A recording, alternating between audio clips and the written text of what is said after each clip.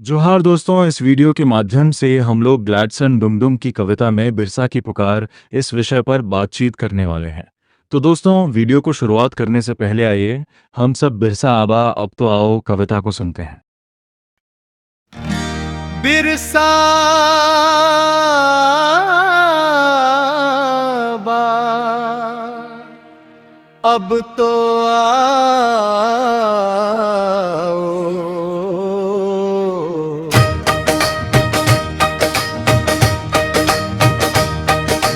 बिरसा बा अब तो आओ और हमें बतलाओ। बिरसा बा अब तो आओ और हमें बतलाओ। तुमने कहा था अंत नहीं है उलगुलान का अस्तित्व बचाने का दूजा रास्ता नहीं है। अस्तित्व बचाने का दूजा रास्ता नहीं है। तुम्हारी राह पर लाखों चले, क्रांति आग में हजारों जले। तुम्हारी राह पर लाखों चले, क्रांति आग में हजारों जले। फूल मलाए तुम पर चढ़ाए, पर उन पर बरसी गोलियों। फूल मलाए तुम पर चढ़ाए, पर उन पर बरसी गोलियों। तुमने महुआ की रोटी खाकर हमारे जमीन और जंगल बचाए, वे मलाई मक्खन खाए। और जंगल बचाए, वे मलाई मक्खन खाए। और बेच दिया हमारा अस्तित्व फल्गुन नवंबर को वे। तुम्हें फूल माला चढ़ाते हैं धरती बचाने का।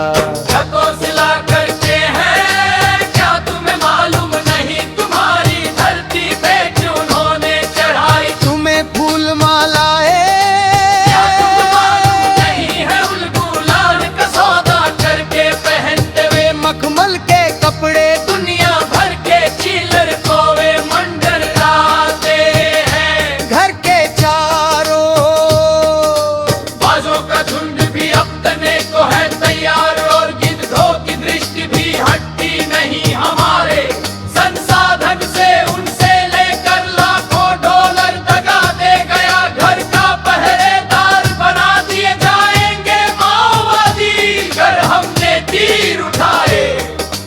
दो बारी बुरू में चलाए तुमने अंग्रेजों पर तीर, तुम्हारे वंशजों पर चलाकर गोली बन गए वे शूरवीर। अंग्रेजों को देश से तुमने मार भगाया। शूरवीर अंग्रेजों को देश से तुमने मार भगाया। वे भगा रहे हैं जब तुम्हारे ही लोगों को अपनी धरती से सब्र का बांध टूट गया है।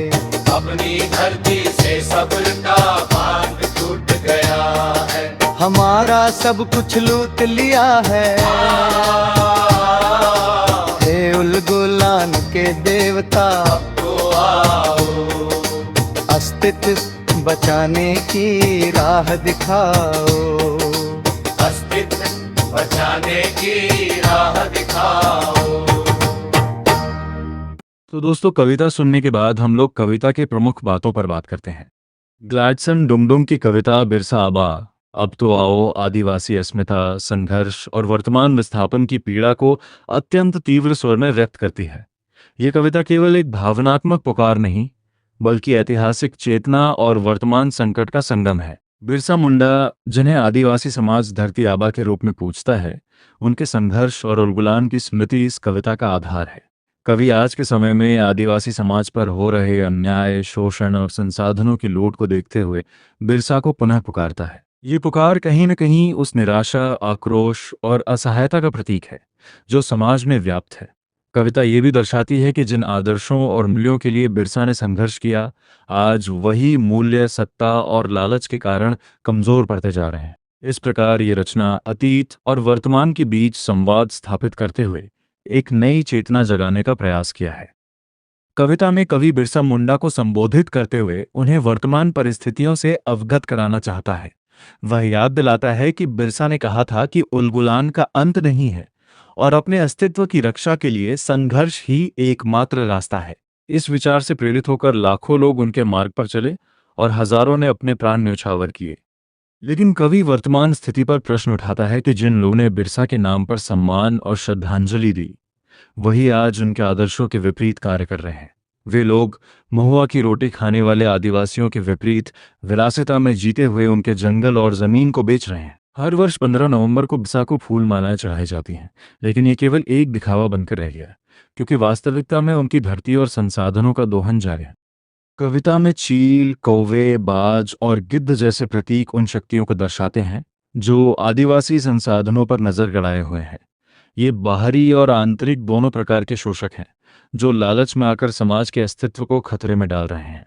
कवि यह भी बताते हैं कि जो लोग अपने अधिकारों के लिए आवाज उठाते हैं, उन्हें माओवादी कहकर दबाने की कोशिश की जाती है। डोम्बारी बुरू का संदर्भ ऐतिहासिक संघर्ष की याद दिलाता है, जहां बिरसा ने अंग्रेजों के खिलाफ विद्रोह किया था, लेकिन आज स्थिति उलट गई है। अब अपने ही लोग अपने ही समाज के खिलाफ खड़े हो गए हैं। जो कभी स्वतंत्रता के लिए लड़े थे, उनके वंशज आज अपनी ही जमीन से बेदखल किए जा रहे हैं।